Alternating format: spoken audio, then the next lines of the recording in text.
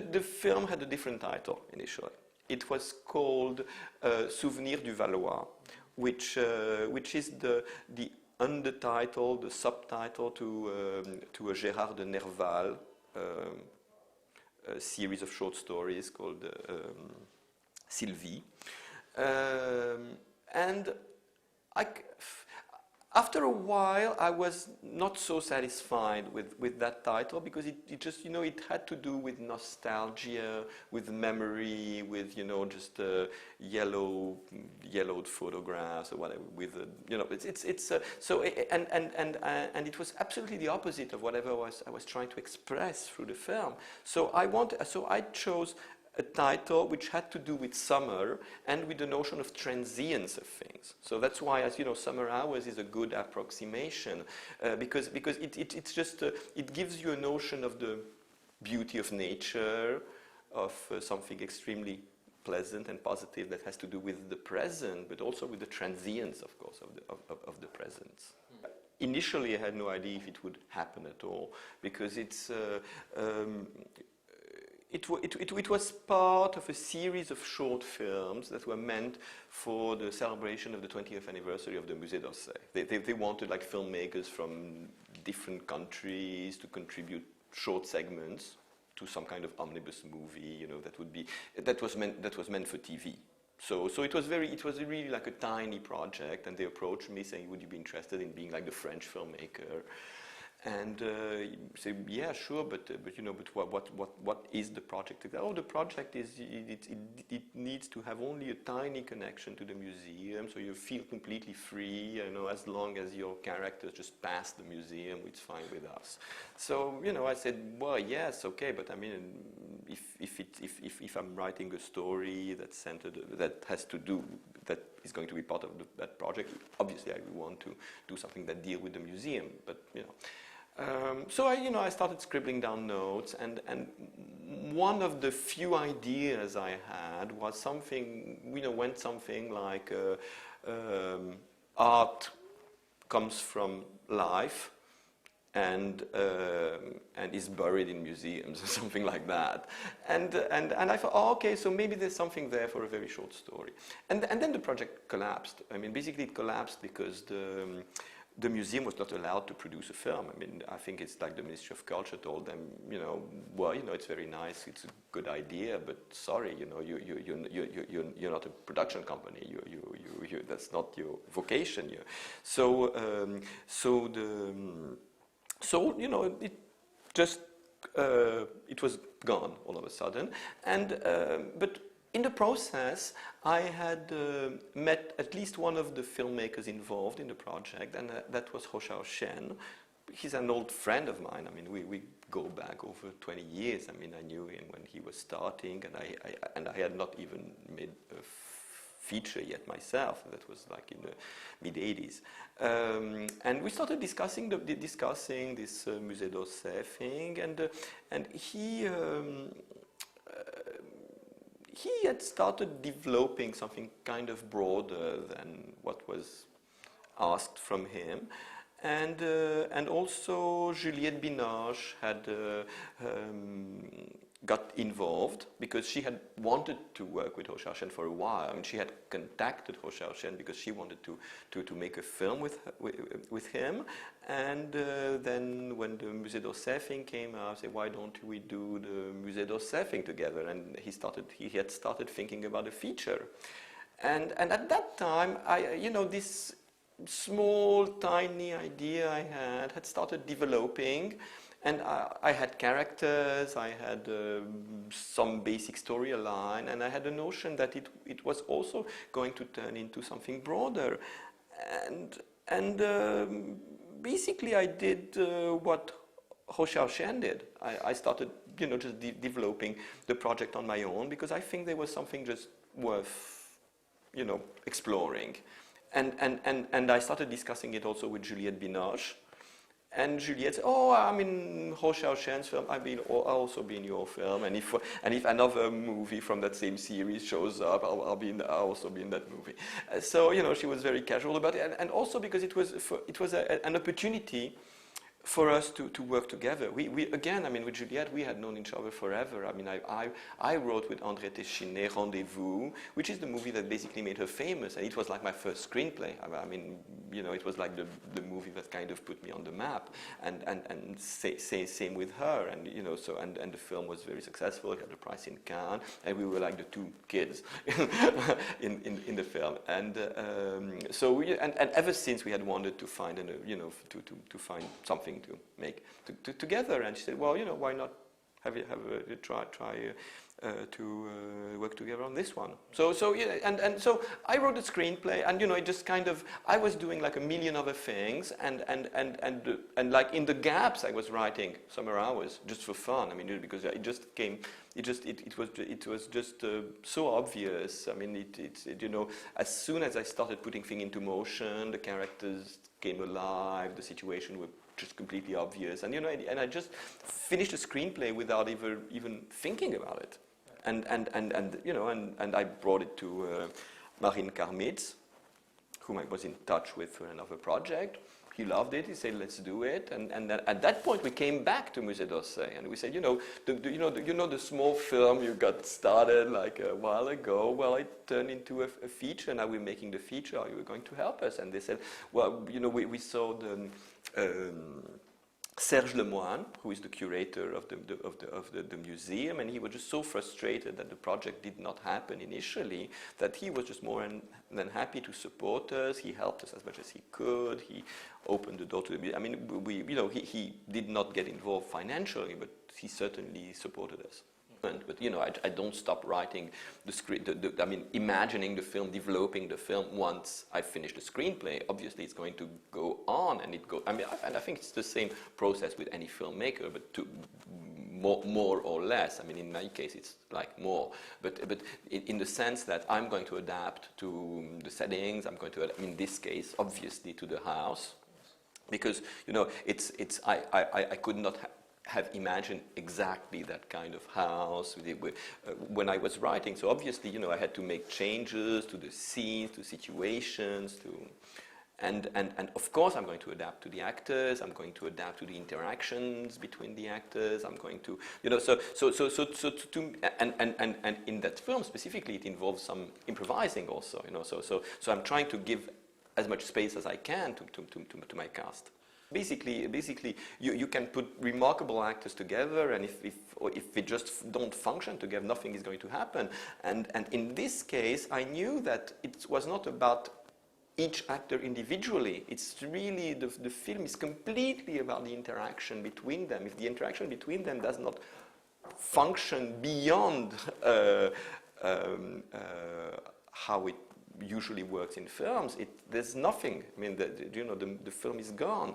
So it was very challenging. It was very, but for me, it's a matter of, I think it was about finding actors who had some background together, and hopefully with myself, who are familiar with my way of working. So that means Charles Berling, but that means also Dominique Raymond, who plays his wife. That means Valérie Bonneton, who had worked with me in one of my previous films, Les Destinées Sentimentales, which is another chapter, because there's some kind of roots of this film in Les Destinées Sentimentales, because I used a lot of the actors involved in that movie that's now 8 years old. So, you know, I think I tried to use as many actors as I could that I was familiar with, who were familiar with each other, who knew how I function, who know what I expect in terms of simultaneously precision and freedom to sometimes here and there ad lib. And to me, the risk was more with Juliette, because Juliette I've known her forever, but I've never really worked with her. was she going to be able to adapt to how I function? Will she be able to improvise, because she's such she's very technical. She's very precise usually. So how is she going to blend in? Because it's a smaller part than what she's used at, and of course Jérémy Régnier. We had never worked together. He's younger than the other, and it's about instinct. Jérémy, I instantly liked him. I had never met him before. I always admired him. I love his work in the movies of the Dardenne brothers. I think he's a remarkable actor. I think he's one of the most brilliant actors of his generation in France, and I think it was a bet to use someone who also is younger than the character I wrote, because Jérémy looks a little older, but he's actually very young. He is in his early 20s, and but I was interested in what that youth brought to the story, because there's a difference of generation between him and his brother and sister, and he has a completely different attitude to life. He has a completely different attitude to to his mother, to his family, to the past of his family, and I thought that that gap is broadening the gap brought something to the story, and that is something I imagined through the character of Jérémy. I mean, because I knew I was dealing with issues that are, of course, just heavy, because it's mourning, it's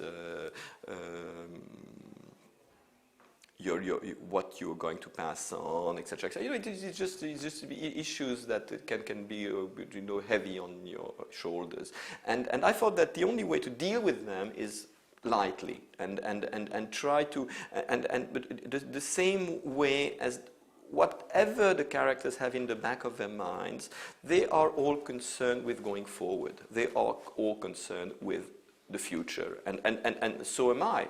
I mean, I completely, of course,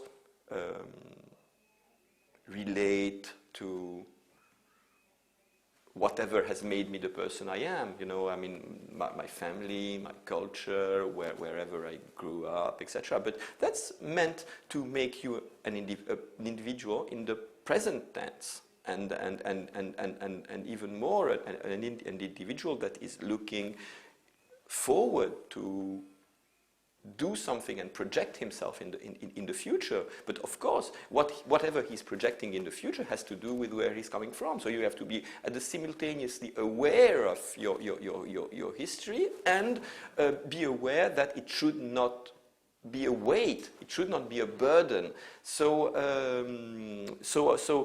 I think it's the approach I had to the film. I mean, I think I had an approach as respectful as possible to whatever is the background of this family. But at the same time, I wanted my characters to constantly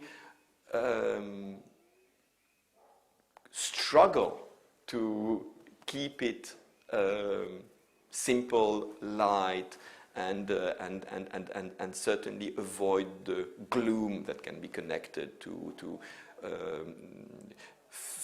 to families in those situations when all of a sudden everybody's just trying to get this, get that, share this, share that. It can also turn ugly, and I was very, very concerned that my characters try to keep human and decent in difficult situations.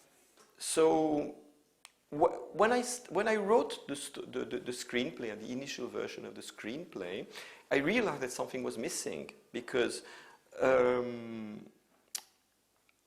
lot of the story happens through the objects, and a very important layer of the story is the circulation of the objects through the whole story. So I realized that I could not go further if I did not start by casting the objects. And I knew that I had to cast the objects, and once I had cast the objects, I had to rewrite a screenplay to, just to adapt to the objects.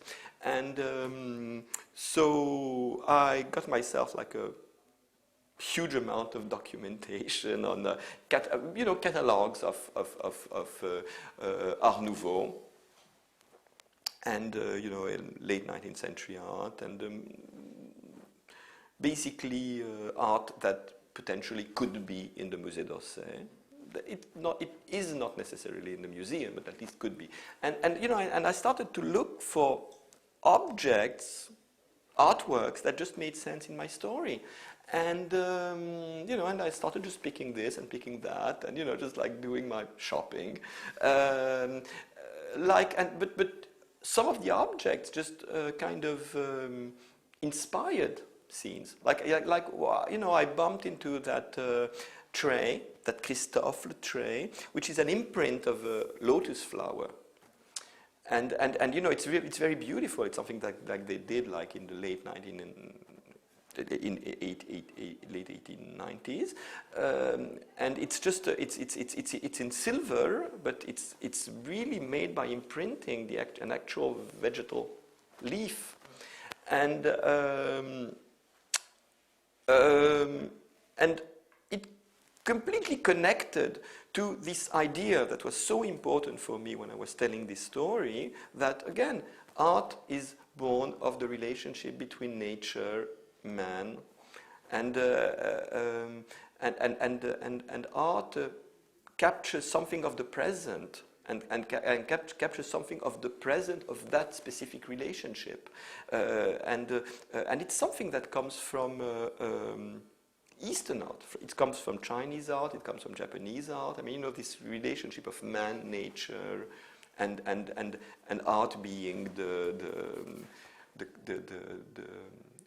connection between, and of course it's a vision of art that had this incredible influence in Europe at the time of the Impressionists, and it completely changed the logic of Western painting, so it's, to me, the house where I was shooting and whatever story I was telling was the embodiment of that relationship. So I wanted this connection to nature to be extremely visible and obvious, and so it's something that echoes within almost all of the art that I used in the film, but specifically in that tray. And of course it inspired the scene when Juliette is discussing the tray with her mother, and she explains to her mother how this tray has been so important in her becoming herself a designer. So it's so, or for instance, I saw the two decorative panels by Odilon Redon, which we see in the house here and there, and I was not aware of them, also because they are not exhibited. They are too fragile. You can't show them, and they are in the collections of the Musée d'Orsay, but you can't even hang them because they. But what interested me is that they are not paintings by Odilon Redon. They are actually made to decorate a room. They are not paintings meant to be exhibited, and I was extremely concerned with using art that had a connection to everyday life, that that was imagined to be part of some people's everyday life, and every single character relates to those objects, to that art, to that past in different ways, and they are all